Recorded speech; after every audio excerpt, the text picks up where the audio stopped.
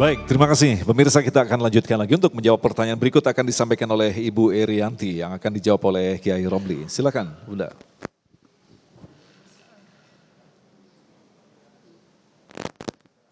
Assalamualaikum warahmatullahi wabarakatuh, Ustaz. Saya Irianti dari Jamaah Majelis Taklim Harakatul Jannah. Yang saya ingin tanyakan adalah kita sering mendapatkan forward atau sering mendapatkan atau mencari informasi melalui media sosial seperti Instagram, Twitter, FB dan sebagainya. Dan di grup-grup juga kadang suka ada ya share-sharean dalil kayak hadis-hadis yang bagus, terus dalil-dalil yang ternyata menurut kita bagus, tapi ternyata kita tidak tahu dalilnya itu sahih atau dhaif, kita tidak tahu ya. Karena kita ingin ibaratnya syiar, ibaratnya seperti berdakwah lah gitu, kita share-share kembali gitu dengan tujuan berdakwah. Ternyata ketika di situ ada sesuatu yang tidak baik, kita kan tidak tahu.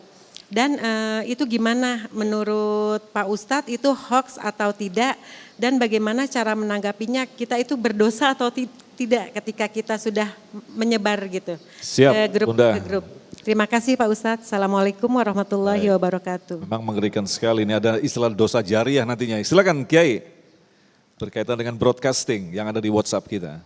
Terima kasih ya. Kalau kita di grup-grup WhatsApp atau di Telegram atau di apa mendapat kiriman hadis-hadis, kita tidak tahu apakah hadisnya sahih apa tidak sahih.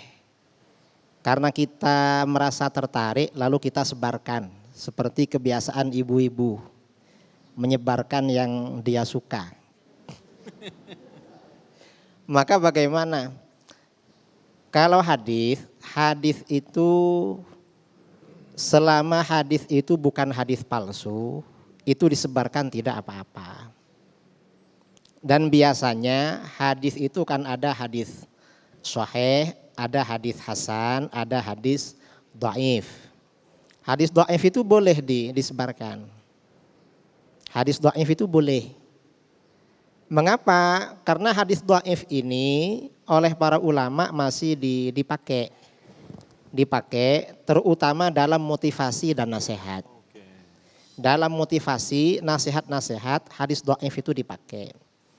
Dan mengapa hadis dhaif itu dipakai? Karena di dalam hadis dhaif itu kata sebagian ulama masih ada raunaqun nubuwah. Ada aura kenabian.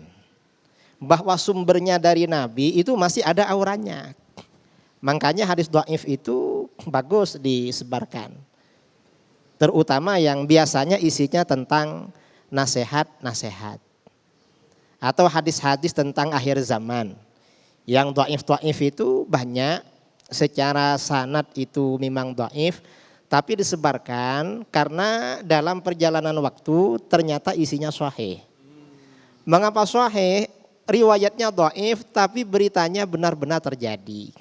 Makanya di dalam ayat tadi, inja akum fasikum binabain. Kalau ada orang fasik datang pada kamu membawa berita. Kita tidak diperintahkan dustakan, enggak. Tapi fatabayyanu, cari tahu. Mengapa cari tahu? Karena kadang-kadang seorang yang fasik beritanya benar kadang-kadang. Benar. Karenanya, iya, karena ada kemungkinan mungkin benar, mungkin enggak. Jadi begitu. Makanya berdasarkan ayat ini pula, ketika ada suatu hadis melalui satu jalur itu dhaif, lemah, tapi dikuatkan oleh jalur lain, itu posisinya menjadi naik. Menjadi naik bisa menjadi hasan atau bisa menjadi sahih itu. Jadi masalah seperti itu gak apa-apalah. Pokoknya hadis, tapi memang kadang-kadang ada hadis tuh hadis palsu biasanya.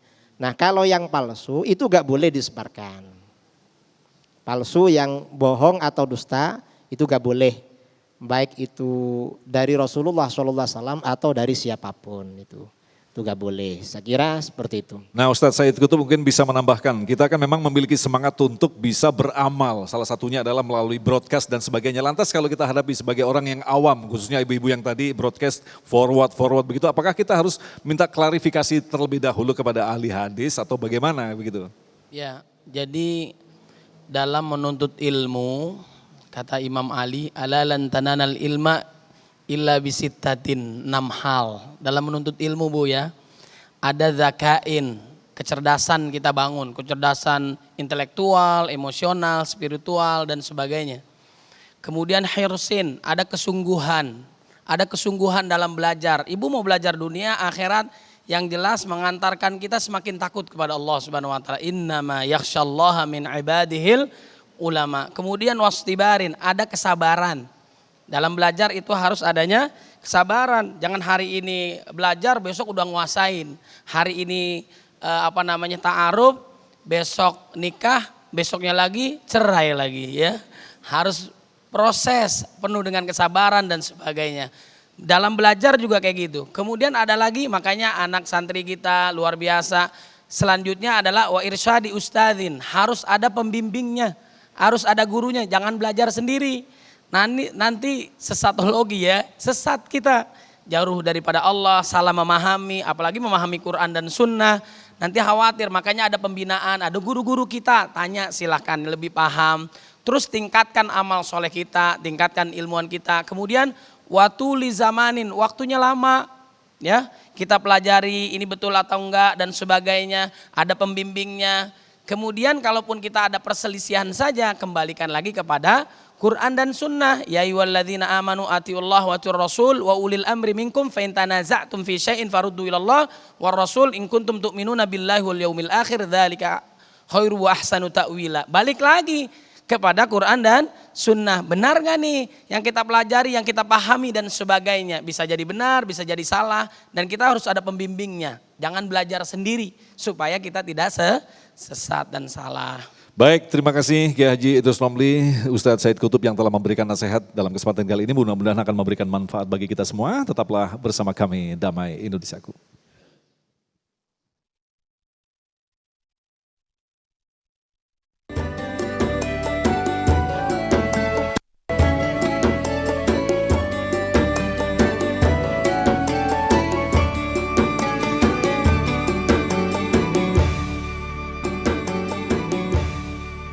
Demikian pemirsa yang dirahmati Allah dan menusaku untuk hari ini, dan insya Allah besok di Ahad 27 Februari kami akan menghadirkan Ustadz Syauki MZ dan Ustadz Zaki Mirza dengan tema menikmati keuntungan di atas kegaduhan. Agung Izul Haq dan kerabat kerja Damai Nusaku serta mendukung acara ini Sarung Wadi Murtadu Sarung kita mengucapkan terima kasih atas perhatian Anda. Assalamualaikum warahmatullahi wabarakatuh. Bismillahirrahmanirrahim. Alhamdulillahi rabbil alamin. Hamdan yuwafi na'mahu mazida. Allahumma salli ala sayyidina Muhammadin salatan tunjina biha min jami'il ahwali wal afad wa taqdi lana biha jami'al hajat wa tutahhiruna biha min jami'is sayyi'at wa tarfa'na biha indaka a'lad darajat wa tuballighuna biha aqsal ghayat min jami'il khairati fil hayati wa ba'dal mamat wa ala alihi wa sahbihi wa barik wa sallim. Allahumma atina fid dunya hasanatan wa fil akhirati hasanatan wa qina adzabannar. Rabbana hab lana min azwajina wa dhurriyyatina qurrata a'yuni waj'alna lil muttaqina imama. Allahumma inna nas'aluka al-huda wat tuqa wal 'afafa wal ghina. Allahumma zidna wa la tanqusna wa akrimna wa la tuhinna wa a'tina wa la tahrimna wa athirna wa la tu'thir alaina wa ardina wa rida 'anna. Allahumma ighfir lana dhunubana wa liwalidina wa masyayikhina wa muallimina wa ashabina wa ahbabina wa dhabil huquq alaina wa li jami'il muslimin wal muslimat wal mu'minin wal mu'minat al-ahya minhum wal amwat. Wa sallallahu ala sayyidina Muhammadin nabiyil ummi wa ala alihi wa sallam. Subhana rabbika rabbil izzati amma yasifun wa salamun alal mursalin walhamdulillahi rabbil alamin. Taqabbalallahu minkum. Salatullah salamullah ala taha rasulillah. Salat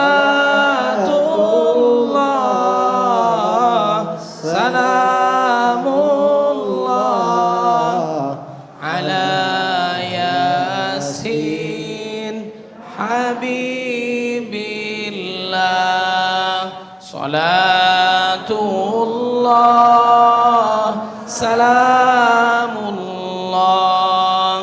ala taha rasul